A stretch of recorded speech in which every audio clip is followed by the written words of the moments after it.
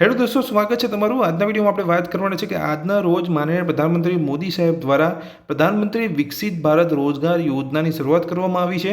તો આ વિડીયોમાં હું તમને માહિતી આપવાનો છું કે પ્રધાનમંત્રી વિકસિત ભારત રોજગાર યોજના શું છે અને આ યોજના અંતર્ગત યુવાઓને 15,000 રૂપિયાની સહાય અહીંયા આપવામાં આવશે। તો કોને કોને આ સહાય મળશે, સાથે પ્રધાનમંત્રી વિકસિત ભારત રોજગાર યોજનાની અંદર તમે અરજી કેવી રીતે કરી શકો છો, કઈ તારીખ સુધી આ યોજનાની અંદર અરજી કરી શકશો, એ વિશેની સંપૂર્ણ માહિતી તમને આ વિડીયો અંદર હું આપવાનો છું। તો પ્રધાનમંત્રી વિકસિત ભારત રોજગાર યોજનાની વિશેની સંપૂર્ણ માહિતી જાણવા માટે તમારે વિડીયોને અંત સુધી જોતું રહેવાનું છે અને જો તમે ચેનલ પર પહેલી વાર આવ્યા હોય તો ચેનલને સબસ્ક્રાઇબ કરી લેવાની છે। ચલો વિડીયોની શરૂઆત કરીએ અને જાણીએ કે પ્રધાનમંત્રી વિકસિત ભારત રોજગાર યોજના શું છે। તો દોસ્તો અહીંયા વાત કરીએ કે આપણા માનનીય પ્રધાનમંત્રી મોદી સાહેબ દ્વારા આઝાદીના 79મા ઉત્સવ પર પ્રધાનમંત્રીએ દેશના યુવાઓને મોટી ભેટ આપી છે। 1 લાખ કરોડ રૂપિયાની રોજગાર યોજનાની જાહેરાત કરવામાં આવી છે। દેશના કરોડો યુવાનોને પ્રધાનમંત્રી વિકાસ ભારત રોજગાર યોજનાનો લાભ મળશે। સૌથી મહત્વની વાત તો એ છે કે સરકારી નોકરીના બદલે ખાનગી નોકરી કરતા યુવાઓને આ સહાય આપવામાં આવશે। ખાનગી ક્ષેત્રમાં રોજગારને પ્રોત્સાહન આપવા માટે યુવાઓને તેમની પહેલી નોકરી પર પ્રોત્સાહન રકમ આપવામાં આવશે। તો હવે વાત કરીએ કે શું છે પ્રધાનમંત્રી વિકાસ ભારત રોજગાર યોજના। તો પ્રધાનમંત્રી વિકાસ ભારત રોજગાર યોજના એ રોજગારને પ્રોત્સાહન આપવા માટે સરકાર દ્વારા ચલાવવામાં આવતી યોજના છે। આ યોજના હેઠળ યુવાઓને તેમની પહેલી નોકરી પર 15,000 રૂપિયા મળશે। તે પહેલાં એમ્પ્લોયમેન્ટ લિંક ઇન્સેન્ટિવ એટલે કે એમ્પ્લોયમેન્ટ લિંક ઇન્સેન્ટિવના નામથી લોન્ચ કરવામાં આવી હતી। બાદમાં તેનું નામ વિકાસ ભારત રોજગાર યોજના રાખવામાં આવ્યું। સરકારી સંસ્થા કર્મચારી ભવિષ્ય નિધિ સંગઠન આ યોજનાનું સંચાલન કરે છે। EPFO દ્વારા આ યોજનાનું સંચાલન કરવામાં આવે છે।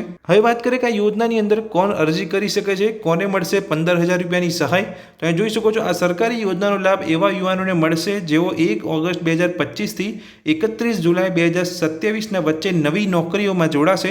ખાનગી ક્ષેત્રની અંદર જે પણ યુવાઓ જોડાય છે એ 1 ઓગસ્ટ 2025 થી લઈને 31 જુલાઈ 2027ની વચ્ચે કોઈપણ ખાનગી ક્ષેત્રની અંદર નોકરીમાં જોડાય છે તો તેવા યુવાઓને આ યોજનાની અંદર સહાય મળતી હોય છે અને 15,000 રૂપિયાની સહાય મળતી હોય છે। આ યોજનાનો લાભ ખાનગી નોકરીઓમાં મળશે જેમને પગારમાંથી દર મહિને PF કપાવવામાં આવે છે।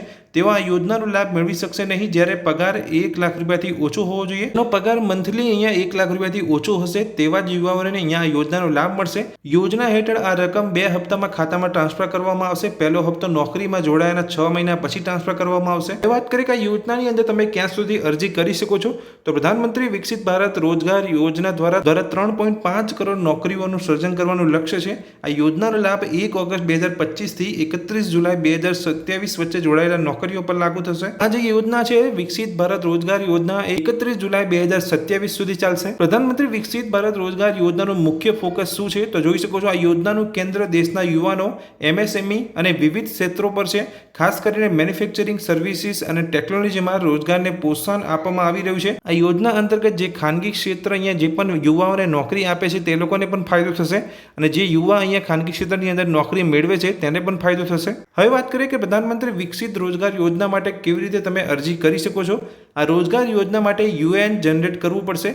UN કેવી રીતે જનરેટ થશે, જ્યારે તમે કોઈ પણ ખાનગી ક્ષેત્રની અંદર નોકરી લાગશો તો તમારું એક PF એકાઉન્ટ બનશે।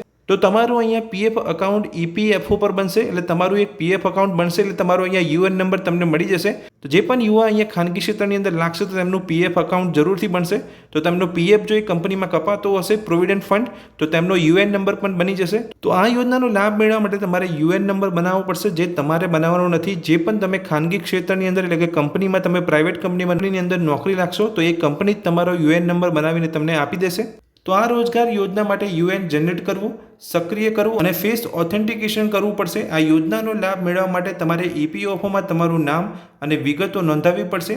આ કાર્ય કંપની દ્વારા કરવામાં આવશે। જે પણ ખાનગી કંપનીની અંદર તમે જોડાશો તો એ કંપની દ્વારા જ આ બધું કામ કરવામાં આવશે અને તમને તમારો UN નંબર આપવામાં આવશે। ત્યાર પછી તમે PM વિકસિત ભારત રોજગાર યોજનાનો લાભ મેળવી શકશો।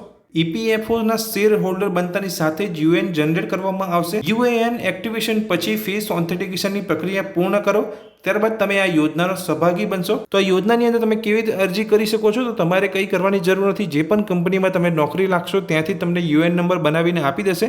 જેવો તમારો અહીંયા UN નંબર બનશે અને એક્ટિવ થઈ જશે એટલે તમે આ યોજનાની અંદર સહભાગી થઈ જશો। જે પણ કંપનીમાં નોકરી લાગ્યા હશો તેની અંદર તમને 6 મહિનાની અંદર પહેલો જે અહીંયા હપ્તો છે આ યોજના અંતર્ગત જે 15,000 મળે છે તો 2 હપ્તાની અંદર તમને અહીંયા સહાય મળતી હોય છે। 7,500 7,500 એવી રીતે તમને 2 હપ્તાની અંદર અહીંયા સહાય મળશે।